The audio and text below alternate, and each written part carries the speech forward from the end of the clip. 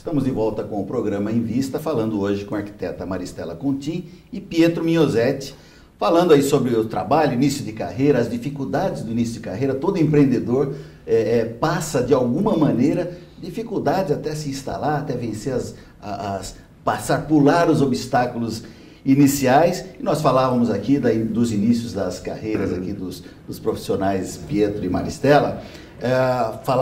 Ficou no ar uma pergunta aqui para o Pietro, como é que foi a entrada na Associação dos Engenheiros e Arquitetos, que, para que você saiba, telespectador, normalmente são trabalhos voluntários, não remunerados, onde a pessoa se doa o seu conhecimento para ajudar, de certa maneira, a classe e ajudar a sociedade. Eu quero lembrar também que nós estamos transmitindo pelo osasco.com.br e você pode participar.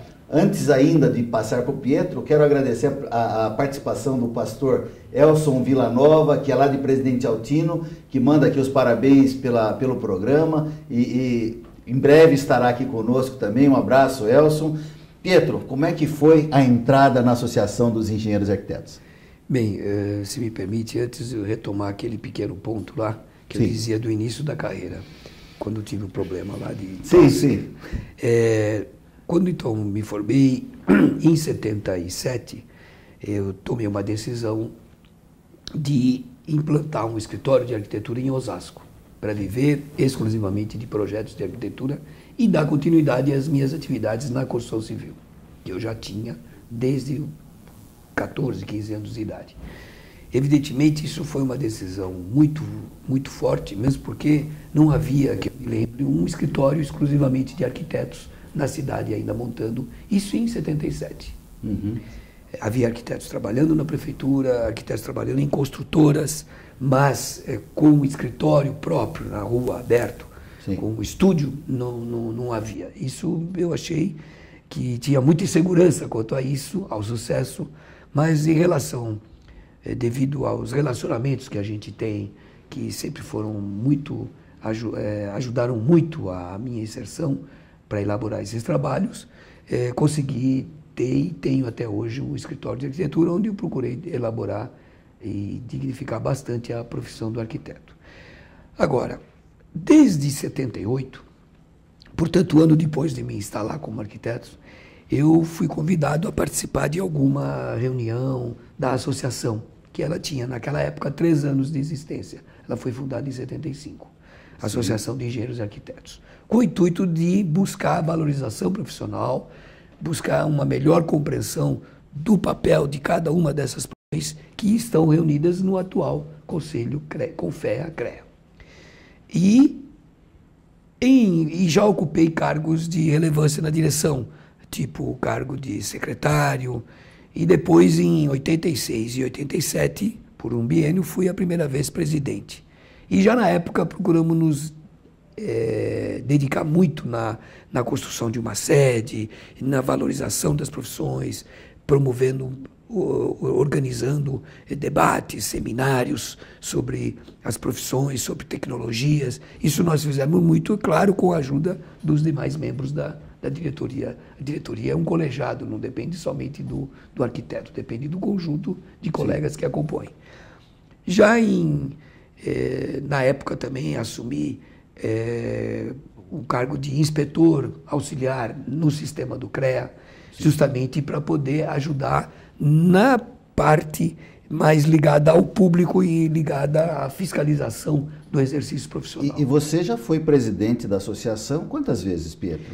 Então, depois eu continuei sempre com alguma atividade, de 87 até 2000, sempre como inspetor do CREA, etc. E já em 2000 assumi novamente a presidência e durou até 2008. Uhum. Em 2008, portanto, eu tive 5 mandatos de 2 anos. 5 mandatos. Aliás, eu quero fazer um crédito aqui, que esses dias o Egídio Angerami, que é o atual presidente da nossa associação, esteve presente. Eu também mando um abraço para ele, tenho certeza que ele está nos assistindo. E fizemos aqui um devido crédito ao início lá das obras da nossa sede, que está muito adiantada e provavelmente será inaugurada esse ano. Mas falando um pouco mais da arquitetura, eu perguntaria agora para a Maristela, A função do arquiteto, ela se restringe só ao espaço ou, por exemplo, nós temos agora um evento que vai mexer com a cidade, nós temos uma poluição visual, sonora muito grande. O arquiteto interfere também no espaço urbano, por exemplo, na Cidade Limpa, Maristela? Com certeza, né? A gente pode... Pietro, você pode até me ajudar aí. Mas a nossa função, primeiro assim, é realizar o sonho que você tem do seu espaço, né? O seu espaço o quê? De moradia, o seu espaço de trabalho.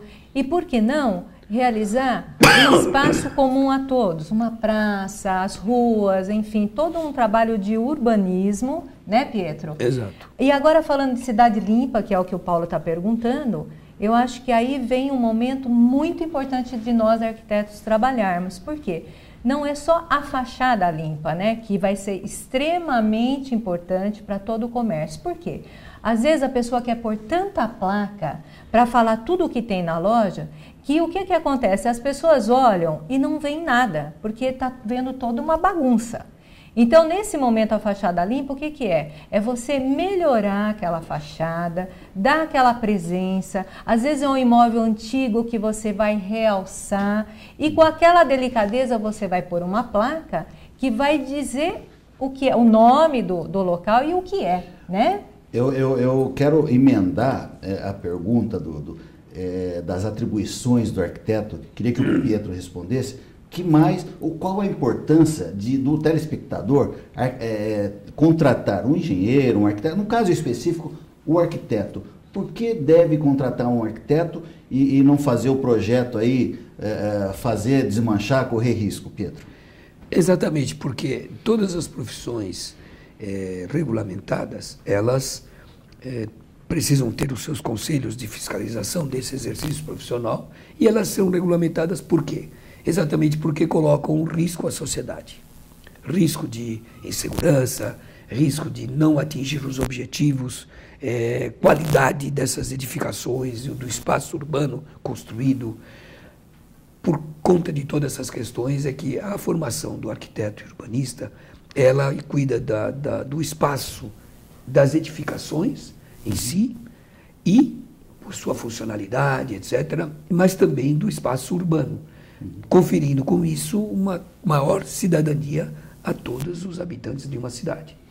Isso é muito importante exatamente porque quando não há essa preocupação de um profissional que tem essa formação, a qualidade do ambiente, tanto edificado como do ambiente urbano, ela decai e leva a problemas muito graves para os seus ocupantes, o seu cidadão. Muito bem, nós vamos fazer um pequeno intervalo, vamos voltar já falando com Pietro Miosetti e Maristela Contin sobre o Conselho de Arquitetura e Urbanismo. O Invista volta já, não saia daí.